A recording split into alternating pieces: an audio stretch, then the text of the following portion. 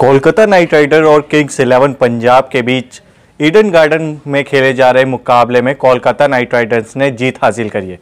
चलिए इस मैच को लेकर हम बात करेंगे हमारे स्पोर्ट्स एक्सपर्ट मनोज जोशी जी के साथ और जानेंगे कि आखिरकार क्या गलतियां करी किंग्स 11 पंजाब ने इस मुकाबले में जिसकी वजह से उसे हार का सामना करना पड़ा है।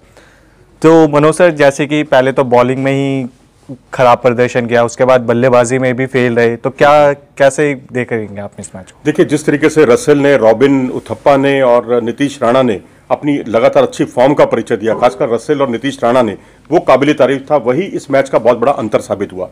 रसेल इतने से भी नहीं माने, उन्होंने पहले तो 49 रन जो बनाए थे 17-18 बॉल पे पिछले मैच में, ऐसे ही कुछ इस बार भी उन्होंने हाफ सेंचुरी पूरी नहीं की, बहुत कम गेंदें खेली और बहुत ताबड़तोड़ शुरुआत बल्लेबाजी की उन्होंने। और जिस तरीके से जो इकोनॉमिकल बॉलर थे टीम के, शमी हो या फिर एंड्रू टाई हो, उनको उन्होंने खुलकर प्रहार किया। फिर उसके बाद उनकी जो गेंदबाजी का जलवा देखते ही बनता था। उन्होंने जिस तरीके से क्रिस गेल, जो कि वन मैन आर्मी कहे जाते हैं, पिछले मैच में बहुत ताबड़तोड़ उन्होंने बल्लेबाजी की थी, उनको अपनी बाउंसर पर उलझाया और टॉप एज करने के लिए मजबूर कर दिया। वो वास्तव में काबिल तारीफ था।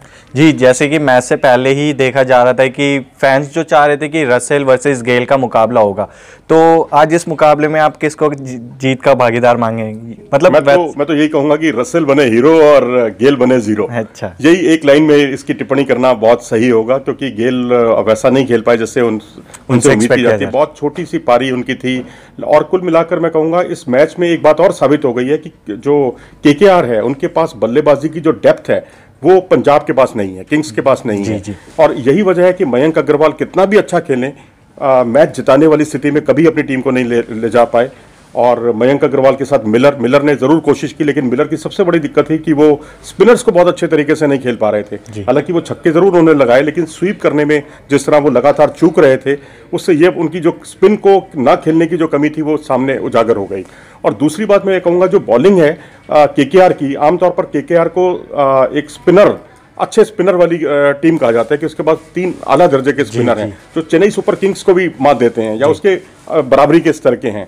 लेकिन यहाँ पर जिस तरह से पी कृष्णा ने बॉलिंग की, तो विविधता थी उनकी गेंदबाजी में। फर्गूसन ने जिस तरह से यॉर्कर गेंदें फेंकी, उससे अब ये ऐसा लगने लग गया है कि अब इसके पास जो है एक फास्ट बॉलिंग का विकल्प आ गया है और ये टीम बहुत आगे तक जाएगी। जी सर, जैसे कि आज के मैच में देखा गया कि एक कंट्रोवर्सी देखने को मिला था, मतलब तो आपने देखा भी होगा, ध्यान दिया होगा कंट्रोवर्सी आखिर क्या था। वो पिछले मुकाबले में भी हमने देखा कि अश्विन जो था वो कंट्रोवर्सी में फंस गए थे। इस मैच में भी फिर से एक और कंट्रोवर्सी देखने को मिली, आखिर क्या चीज़ थी वो? चलिए, 190 रन ही बना पाई है टीम 4 विकेट के नुकसान पर। यह है ताज़ा तरीन स्थिति और मुकाबले को जीत लिया बहुत सहजता के साथ। लेकिन फिर भी मैं ये कहूँगा, जो आपने विवाद की बात कही है, पिछले जो मनकडिंग वाला विवाद हुआ अश्विन का, यहाँ भी मयंक अग्रवाल बल्लेबाज थे, पी कृष्णा बॉलर थे, और जब गेंद मिड विकेट से फेंकी गई रसेल की तरफ और रॉबिन उथप्पा ने गेंद उनको सरकाई थी कि वो बॉलर को गेंद दे दें, लेकिन आगे शायद फ्लड लाइट की वजह से वो देख नहीं पाए और गेंद बाउंड्री के लिए बाहर निकल गई, जबकि वो बॉल वहीं डेड हो चुकी थी। अश्विन ने इसकी अपील की। अश्विन ने कहा कि नहीं, इस पर तो उन्हें 4 रन मिलने चाहिए। और मजे की बात यह है कि अंपायर ने भी 4 रन का इशारा कर दिया, 4 रन दे दिए। मेरे ख्याल से वो बहुत ही आपत्तिजनक वो था, विवादास्पद फैसला था, कोई बहुत सही फैसला मुझे नहीं लगा। और वो वहीं डेड बॉल हो जाती है, लेकिन वहाँ पर क्योंकि वो गेंद को पकड़ नहीं पाए थे, लाइट पड़ गई और उसके बाद वो बाहर चली गई। इस तरह से मुझे लगता है कि अब अश्विन जो है लगातार विवादों में उलझते जा रहे हैं, पिछले मैच में भी और यहाँ भी। जी, अश्विन खुद एक सीनियर खिलाड़ी हैं और ऐसे में अगर वो खुद ऐसा कंट्रोवर्सी में फंसेंगे तो दूसरे खिलाड़ियों पे क्या एग्जाम्पल सेट होगा? जी हाँ, बिल्कुल, निश्चित तौर पर आप जब कप्तान होते हैं तो आपके पास बहुत बड़ी जिम्मेदारी होती है कि आप जो है, आपको बहुत लोग अनुसरण कर रहे हैं, आपको देख रहे हैं। आईपीएल में तो रोल मॉडल बन जाते हैं प्लेयर।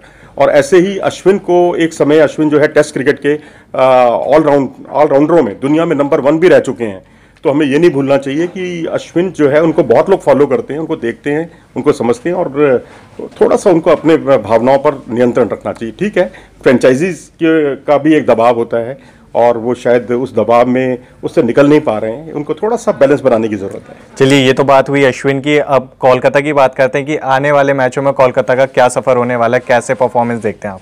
देखिए, बैटिंग में उनके पास बहुत गजब की डेप्थ है, बॉलिंग बल्कि अनएक्सपेक्टेडली मैं कहूँगा जो स्पिनर्स हैं वो वैसा प्रदर्शन नहीं कर पा रहे हैं। हालांकि आज कुलदीप यादव की गेंदें बड़ा अनलकी रहे वो कि 2 उन पर कैच छूटे हैं और नहीं तो उनको बहुत ही कामयाब गेंदबाजी की श्रेणी में वो आते।